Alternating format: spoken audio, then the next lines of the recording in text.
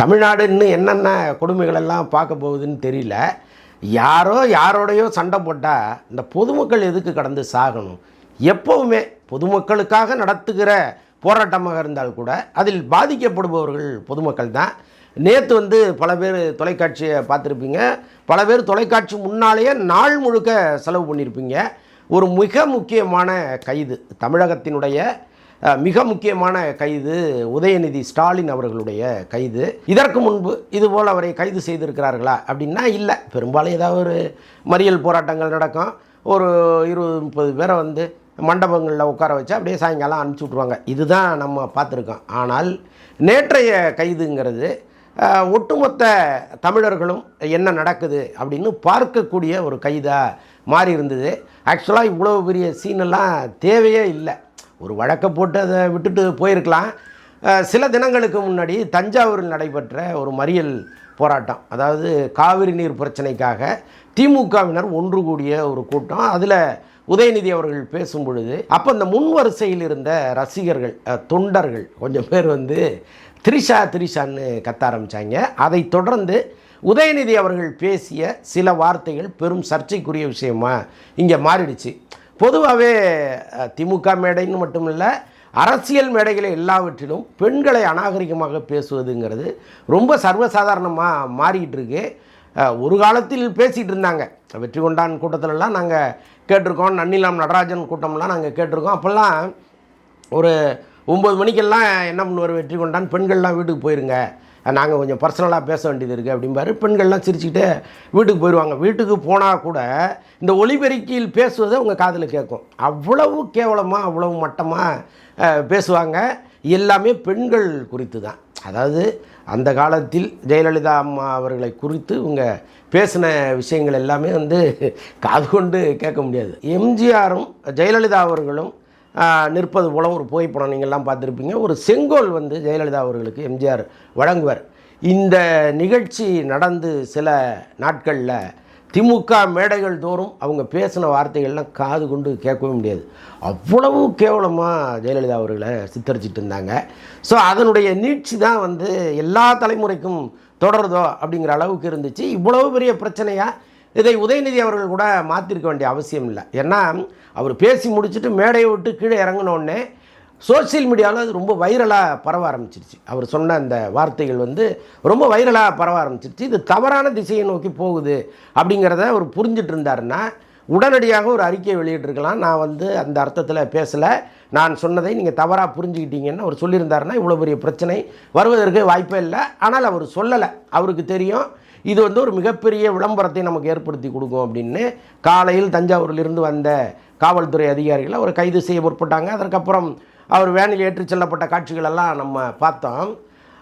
இது உதயநிதி அவர்களுக்கு ஒரு மிகப்பெரிய எலிவேஷனை ஏற்படுத்தி கொடுத்துருச்சு அப்படின்னு நெல்சன் சேவியர் என்ற பத்திரிகையாளர் ஒரு பதிவை போட்டிருந்தார். திமுக நினைத்திருந்தால் கூட இப்படி ஒரு எலிவேஷனை அவருக்கு ஏற்படுத்தி கொடுத்துருக்க முடியாது, தாவேக அரசு செஞ்சுருக்கு அப்படின்னு ரொம்ப பெருமையோடு அவர் சொன்னார். இதில் தான் நமக்கு சில கருத்து முரண்கள் இருக்குது. ஆக்சுவலாக இப்போ ஒரு தலைவர் மக்களுக்கான தலைவராக இருந்தால் அவருக்கு ஒரு பிரச்சனைன்னு வரும்போது மக்களும் சேர்ந்து நீங்கள் நிற்பாங்க. ஆனால் நேற்று நடந்தது என்ன அப்படின்னா திமுகவினர் மட்டும்தான் வந்தாங்க. திமுகவினர் எல்லா காலத்திலும் உதயநிதி அவர்களோடு இருக்க போகிறாங்க. இதில் என்ன சந்தேகம் இருக்குது?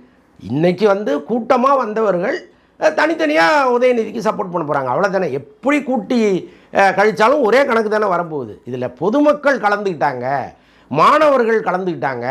இது ஒரு பெரிய அரசுக்கு எதிரான ஒரு விஷயமாக மாறிடுச்சு அப்படின்னு சொன்னீங்கன்னா உதயநிதி அவர்களுக்கு ஒரு பெரிய எலிவேஷன் அப்படின்னு நாம் நம்பலாம். ஆனால் அப்படி இல்லையே. வந்தவர்கள் சென்னையிலிருந்து தஞ்சாவூர் வரைக்கும் வெறும் திமுககாரர்கள் தான். இது எப்படி மாற்று கட்சியினர் கூட இப்போ அதிமுக கிட்டத்தட்ட திமுகவோடு ஒரு சாதகமான உறவில் இருக்காங்கன்னு வைங்களேன். அவங்க கூட அந்த கூட்டத்தில் கலந்துக்கலையே. நாம் தமிழர் கூட அந்த கூட்டத்தில் கலந்துக்கலையே. அப்போ திமுகவினர் மட்டுமே உதயநிதி ஸ்டாலின் அவர்களை பெருமையாக பேசுவதும் இந்த கூட்டத்தில் வந்து நின்று கோஷம் போடுவதும் எப்படி எலிவேஷனாக இருக்கும்னு நமக்கு புரியல. ஏன்னா திமுகன்னா உதயநிதி தான், எதிர்காலத்தில் திமுகங்கும்போது உதயநிதி தான். இதில் என்ன புதுசாக வேற ஒருத்தர் வந்து அந்த கட்சியை கைப்பற்றி அங்கே வந்து உட்காந்துட போகிறாங்க? நீண்ட காலமாக கட்டமைக்கப்பட்ட ஒன்று என்னென்னா இதுதான் எதிர்காலத்தில் நடக்க போகுது. ஸோ அப்படி இருக்கும்போது ஒரு புது எலிவேஷனை இந்த கூட்டம் உருவாக்கிருச்சு அப்படின்னு சொல்வதை நம்மால் ஏற்றுக்கொள்ள முடியல. சரி, ஓகே, இது வந்து திமுகவுக்கு சாதகமாக பாதகமாக அப்படின்னா நீங்கள் பொதுமக்களை போய் கேட்டிங்கன்னா நிறைய விஷயங்கள் சொல்லுவாங்க. இன்றைக்கே செய்தித்தாள்களில் நிறைய செய்திகள் வந்திருக்கு, எந்த அளவுக்கு எல்லா இடங்களிலும் கலவரங்கள் உருவானது அப்படிங்கிறத போட்டிருக்காங்க. ஒன்றும் இல்லை, இந்த உளுந்தூர்பேட்டையை தாண்டி அரசு பஸ்கள் ஒரு 6 பஸ்ஸோட டயரில் இருக்கிற காற்றை பிடிங்கி விட்டாங்க. இப்போ யோசிச்சு பாருங்கள், இந்த 6 பஸ்ஸுலேயும் ஒரு பஸ்ஸுலேயும் 50 பொதுமக்கள் போனாங்கன்னா 300 பேருடைய குடும்பத்தின் வயிற்றுச்சலை நீங்கள் கொட்டியிருக்கீங்கன்னு அர்த்தம்.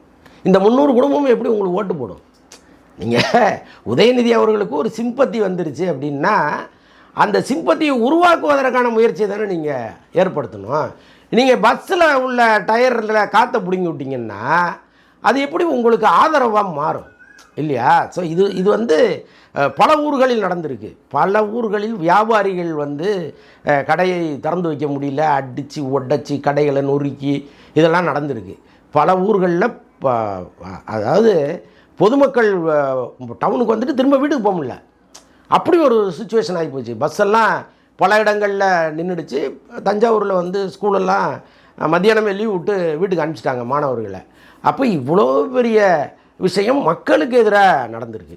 மக்கள் ஆதரவோடு நடப்பதுங்கிறது வேறு, மக்களுக்கு எதிராக நடப்பதுங்கிறது வேறு. அப்போ மக்களுடைய வெறுப்பை தான் நீங்கள் சம்பாதிச்சிருக்கீங்க நேற்று.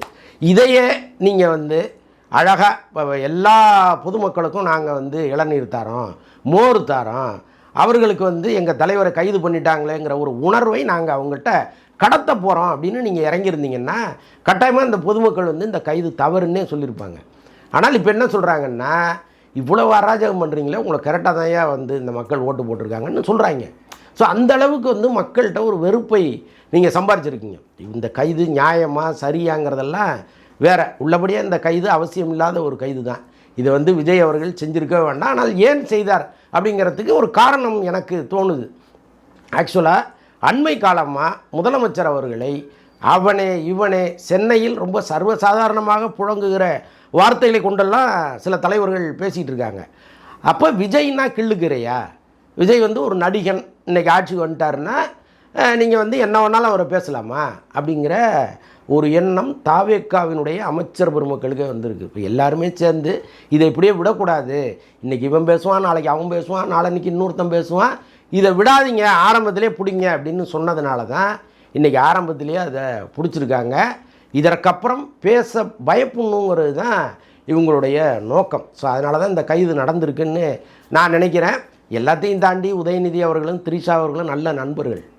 அவங்க வந்து இப்படி திரிஷாவை பற்றி அங்கே குறிப்பிடும் பொழுது, தம்பி இப்படிலாம் பேசாதீங்கப்பா, நாம் வந்து நோக்கம் வேறன்னு உதயநிதி அவர்கள் சொல்லியிருந்தா அதோடைய லெவலே வேறு.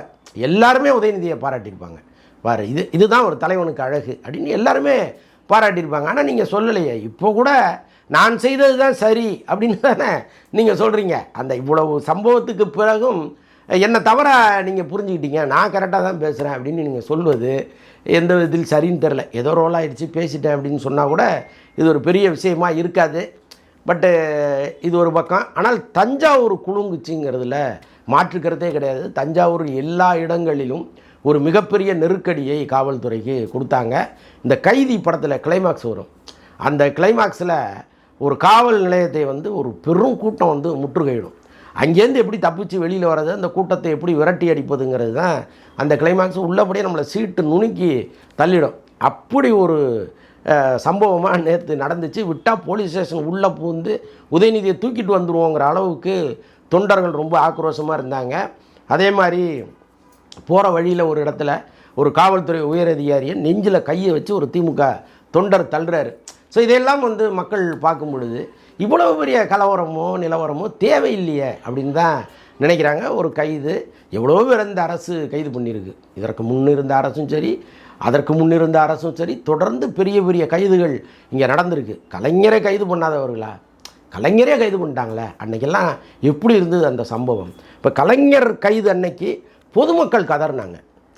அதிமுக திமுகங்கிறதெல்லாம் தாண்டி பொதுமக்களுக்கு கண்ணீர் வந்துச்சு. இவ்வளவு வயதான ஒருத்தரை இவ்வளவு ஆக்ரோஷமாக ஹேண்டில் பண்ணணுமா அப்படின்னு நினச்சி அழுத ஏராளமான பொதுமக்கள் இங்கே இருக்காங்க. ஆனால் நேற்றைய நிகழ்வு அப்படி இருந்துச்சா?